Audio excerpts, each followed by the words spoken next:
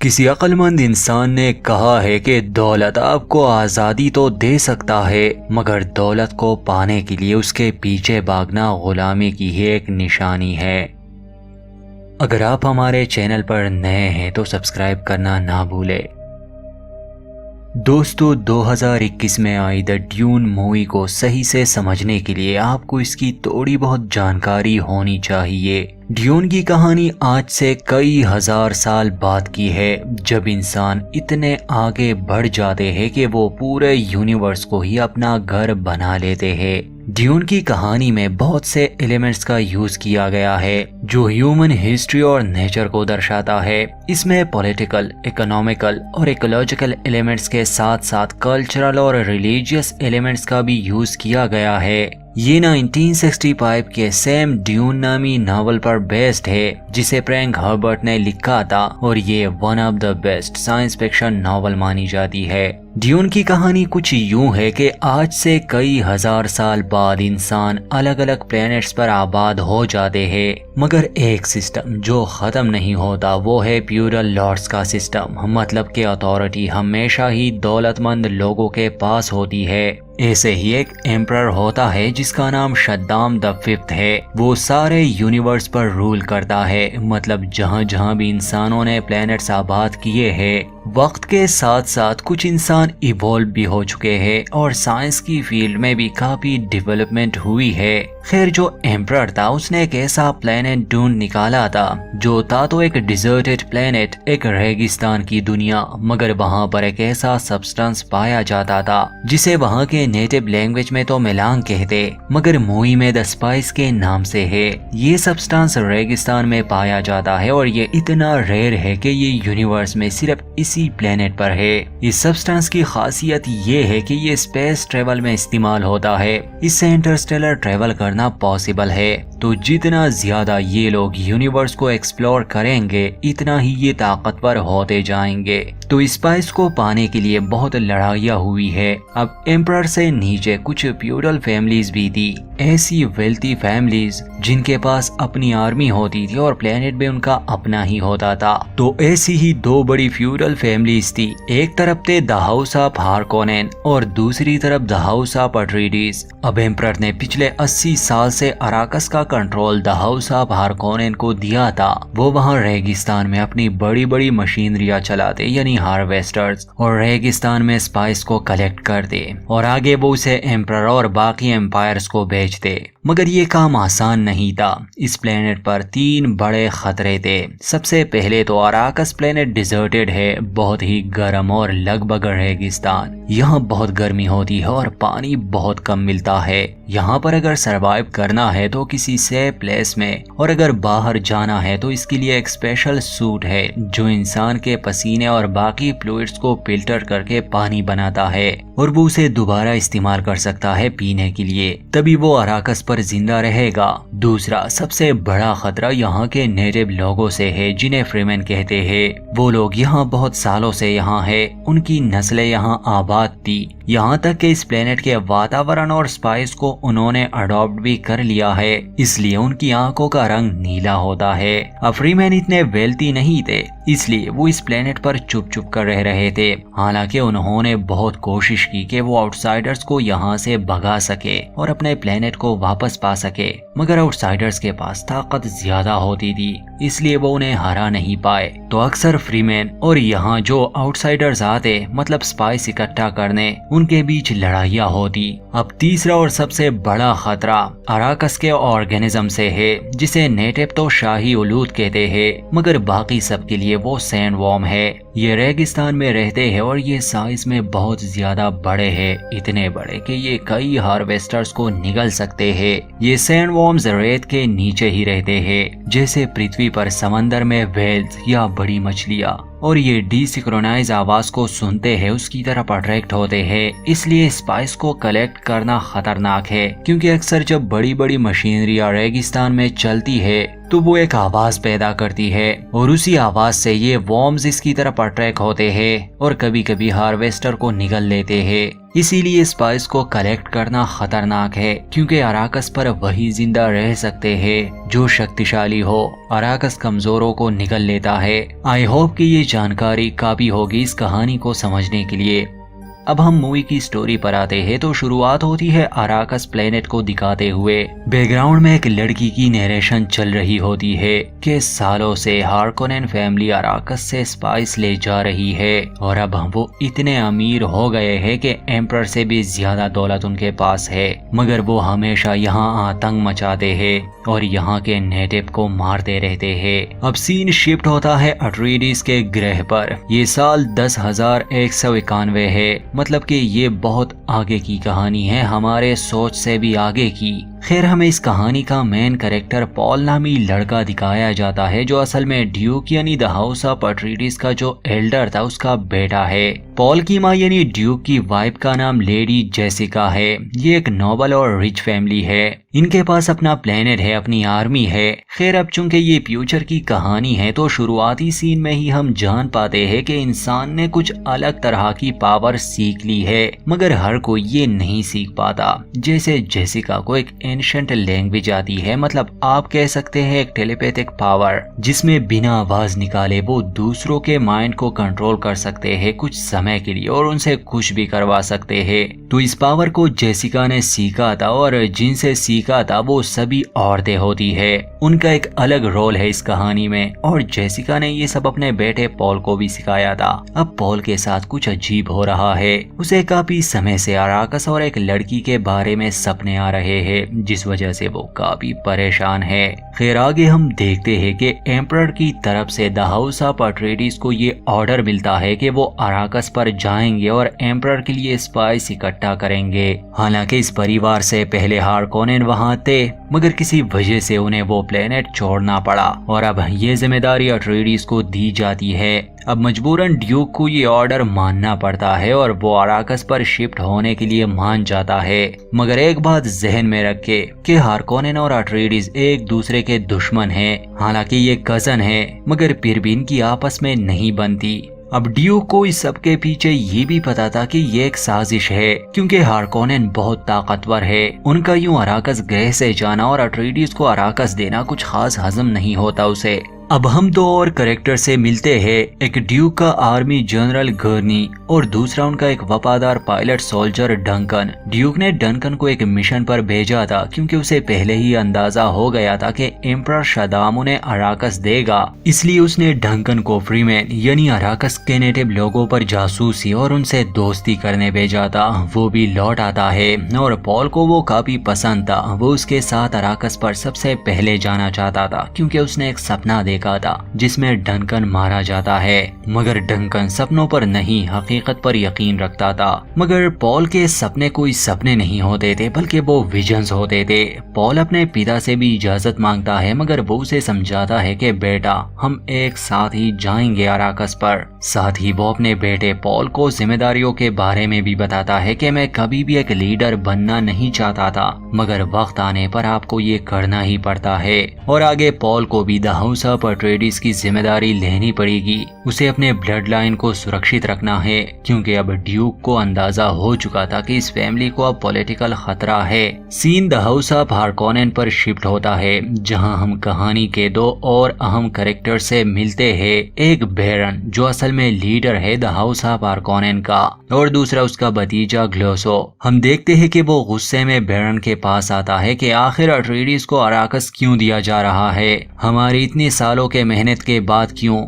तो बैरन जवाब में कहता है कि एक तोहफा सिर्फ एक तोहफा नहीं हो सकता। उसका मतलब साफ साफ यही था कि वो अट्रेडिस को मार देंगे, उन्हें खत्म कर देंगे और वापस से अराकस हासिल कर लेंगे। दूसरी तरफ हम देखते हैं कि अराकस पर आने से पहले पॉल का एक इम्तिहान लिया जाता है, क्योंकि उसने अपनी माँ से पावर सीखे है। उसे उसका काबू करना भी आना चाहिए। तो ऐसा ही एक कल्ट, जिन्हें विचेस कहते हैं इस कहानी में, उनमें से एक एल्डर पॉल का टेस्ट लेती है, वो भी उसे काफी दर्द और तकलीफ देकर। मगर पॉल उस टेस्ट में किसी हद तक पास हो जाता है और नेक्स्ट सीन में हम देखते हैं कि द हाउस ऑफ अट्रेडिस अपना प्लेनेट छोड़कर अब अराकस पर आ गए हैं। वो भी अपने बड़े बड़े स्पेसशिप में। उनका स्वागत किया जाता है और वहाँ का जो सिक्योरिटी चीफ था वो ड्यूक को यकीन दिलाता है कि सुरक्षा के सारे इंतजामात हो चुके हैं। अब द हाउस ऑफ अट्रेइडीज की तकदीर अराकस पर ही लिखी है। अब ये लोग यहीं रहेंगे जब तक मुमकिन होगा।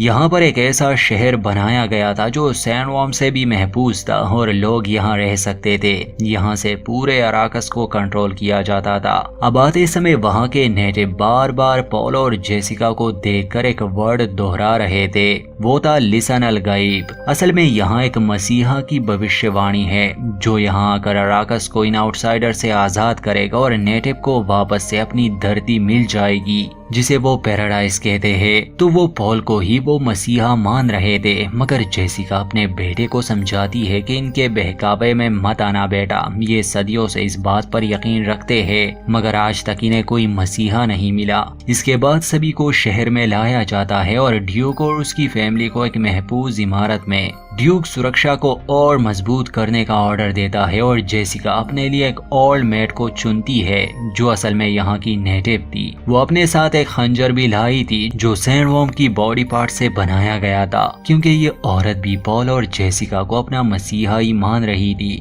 पॉल हर दिन कुछ नया सीखता। उसने अराकस के बारे में काफी कुछ जान लिया था, मगर एक दिन वो देखता है कि उसे मारने के लिए एक छोटा स्पाई ड्रोन भेजा गया है। खैर वो तो उससे बच जाता है क्योंकि पॉल के सेंसेस काफी तेज थे और उस आदमी को भी मार दिया जाता है जो असल में आर्कोनेन था। वो दीवार में पिछले कुछ हफ्तों से छुपा था। इस बात से ड्यून सिक्योरिटी चीफ पर गुस्सा करता है कि वो कड़ी सुरक्षा का इंतजाम करे। सीन शिफ्ट होता है द हाउस ऑफ आर्कोनेन पर, जहां विच की एल्डर बैरन से ये समझौता करने आई थी कि वो पॉल और जेसिका को नहीं मारेगा क्योंकि जल्द ही बैरन अराकस पर आक्रमण करने वाला है। बैरन वादा करता है कि वो ऐसा नहीं करेगा, मगर बैरन वादे का पक्का नहीं। वो एक जालिम लॉर्ड है जो सिर्फ अपने फायदे का सोचता है। वहाँ अराकस पर कुछ दिनों में ही ड्यूक और उसके लोगों को पता चल गया कि स्पाइस की प्रोडक्शन ज्यादा नहीं हो रही और अगर ऐसा ही चलता रहा तो द हाउस ऑफ अट्रेइडीज का सब कुछ छीन लिया जाएगा।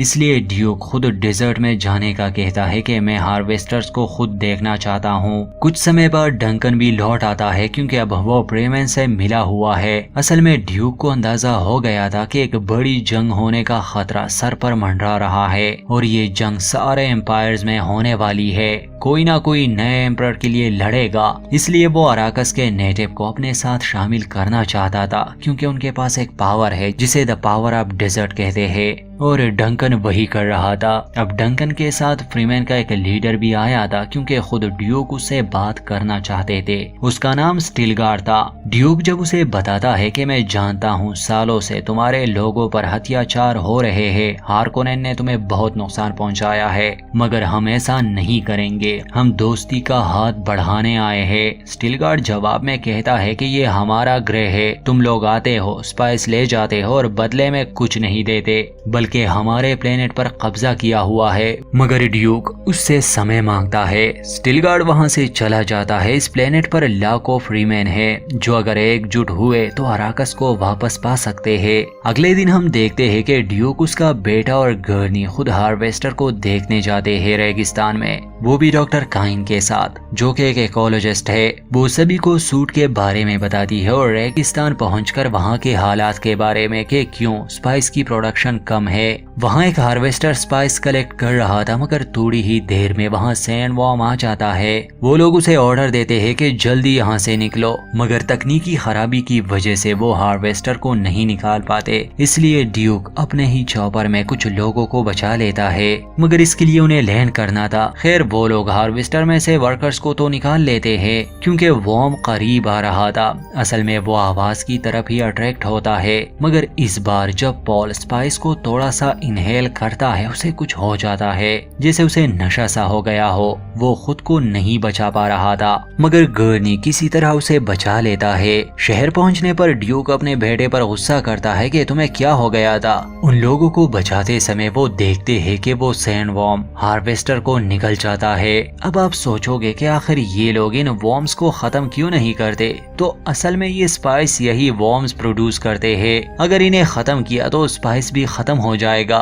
इन लोगों ने एक हार्वेस्टर को खो दिया और पहले से ही इन लोगों के पास इतने थे नहीं, तो ड्यूक के लिए समस्या बन जाती है क्योंकि अब वो स्पाइस के प्रोडक्शन को पूरा नहीं कर पाएगा और वो दिन दूर नहीं जब कोई और अराकस को हड़पने आएगा। बाद में हम देखते हैं कि पॉल अपनी माँ को रेगिस्तान में हुए उस हादसे के बारे में बताता है कि असल में जब उसने स्पाइस को इनहेल किया था तो उसे एक विजन आया था एक लड़की के बारे में जो असल में फ्रीमैन है।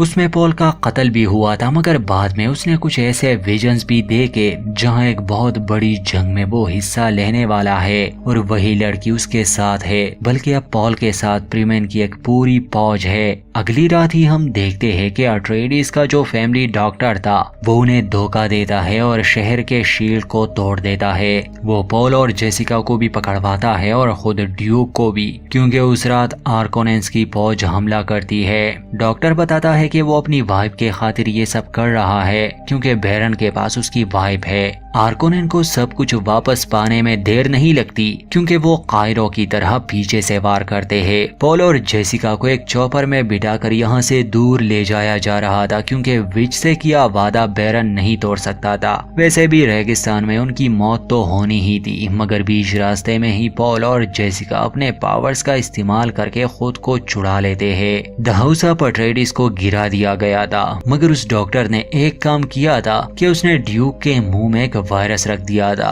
और उसे समझाया था कि सही वक्त आने पर इसे दांतों के बीच दबाना। बाकी उसकी बॉडी पैरालाइज थी और अगले दिन खुद बैरन और उसकी फौज उसके सामने थी। बैरन डॉक्टर को मार देता है क्योंकि बैरन वादे का पक्का नहीं है और ड्यूक को कहता है कि कितने सालों से हम लड़ रहे हैं कजन, मगर इससे पहले कि वो कुछ और कहता ड्यूक अपने मुंह में रख के वायरस को दबा देता है और रूम में जितने भी आर्कोनेंस थे मारे जाते हैं सिवाय बैरन के, क्योंकि उसकी बॉडी काफी म्यूटेटेड थी। इससे पहले उसने अपना शील्ड भी एक्टिवेट कर दिया था। दूसरी तरफ हम पॉल और उसकी माँ जेसिका को देखते हैं जो हार्कोनेन से तो खुद को बचाने में कामयाब हो गए थे, मगर अब वो रेगिस्तान में सरवाइव कर रहे थे। इस बीच डंकन भी उस लड़ाई में बच गया था और एक चॉपर की मदद से वो पॉल और जेसिका को बचा लेता है और उसे एक रिसर्च सेंटर में ले जाता है जहाँ पर डॉक्टर काइंस और उसके लोग होते हैं। असल में वो यहाँ फ्रीमैन के लिए काम करते थे। पॉल उसे यकीन दिलाता है कि मैंने एक सपना देखा है जिसमें फ्रीमैन को पैराडाइज की उम्मीद है, एक मसीहा जो ये सच करेगा जिसे ये लोग लिसन अल गहीब के नाम से पुकारते हैं। पॉल का इशारा अपनी तरफ था कि वो अराकस को जन्नत बना सकता है और यहाँ फ्रीमैन का राज होगा। यहाँ डॉक्टर काइंस ये भी रिवील करती है कि एम्परर ने तुम्हें जानबूझकर अराकस पर भेजा। उसे द हाउस ऑफ अट्रेडिस से डर था कि कहीं आगे चलकर वो उसका तख्त ना छीन ले। इससे पहले कि ये लोग और जान पाते वहाँ आर्कोनेंस हमला करते हैं। डॉक्टर काइंस पॉल और जेसिका को एक खुफिया रास्ते से तो बाहर निकालने में कामयाब हो जाती है, मगर डंकन पॉल और जेसिका को बचाते बचाते मारा जाता है। पॉल और जेसिका एक चॉपर की मदद से भाग जाते हैं और डॉक्टर आखिर में सैंडवॉर्म को अपनी तरफ अट्रैक्ट करके बाकी सभी को मरवा देती है।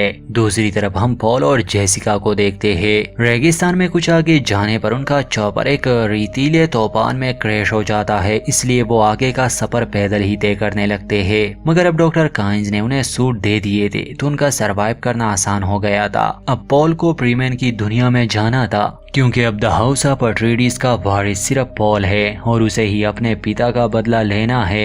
एक दिन रेगिस्तान में उन पर सैंडवॉर्म हमला करता है, मगर ये दोनों किसी तरह पथरीली जगह पर पहुंच जाते हैं और उनकी जान बच जाती है। उन्हें पहाड़ों में उनका सामना फ्रीमैन से होता है जो उन्हें खत्म करने वाले थे, मगर यहाँ पॉल स्टिलगार्ड को पहचान लेता है और उसे कहता है कि मैं ड्यूक का बेटा हूँ। फिर वो अचानक से उन्हें नहीं मारते स्टिलगार्ड को, चूंकि ड्यूक ने बड़े बड़े वादे किए थे कि वो फ्रीमैन के साथ कोई ज्यादती नहीं करेंगे, उन्हें उनकी दुनिया लौटा दी जाएगी। इसलिए स्टिलगार्ड कहता है कि लड़का जिंदा रहेगा क्योंकि वो हमारे काम सीख सकता है, मगर औरत मार दी जाएगी। अब पॉल ऐसा नहीं चाहता था, मगर जैसे ही जेसिका को मारने स्टिलगार्ड आगे बढ़ता है, जेसिका काफी तेज थी, वो उसे हरा देती है और उसके गले पर नाइफ रखती है। इस वजह से स्टिलगार्ड उससे माफी मांगता है और उसे ना मारने का कहता है, मगर फिर भी पॉल जिसे सब लिसन अल गहीब मतलब वो मसीहा मान रहे थे। अपने साथ ले जाने से पहले उसे खुद को साबित करना होगा, तो उसका एक प्रीमैन वॉरियर से मुकाबला किया जाता है और पॉल उसे हरा देता है, जिससे स्टीलगार्ड इन दोनों को अपनी दुनिया में ले जाता है। इस बीच पॉल की मुलाकात उस लड़की से होती है जो उसके सपनों में आती थी,